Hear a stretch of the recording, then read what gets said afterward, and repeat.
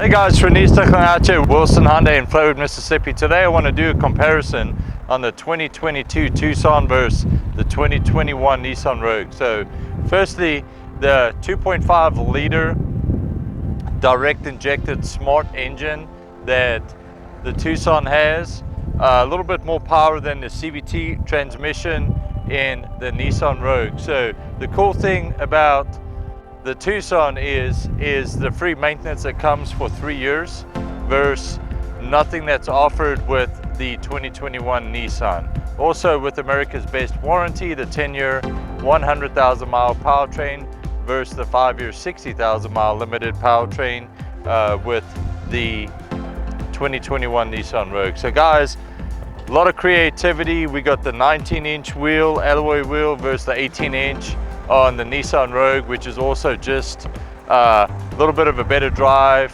you know. So great comparison between the two. Reach out to me at 601-914-4222. You can find me on Facebook, Renier Mr. HKG, and on Instagram, the Jackson Genesis Guy. You guys have a great week.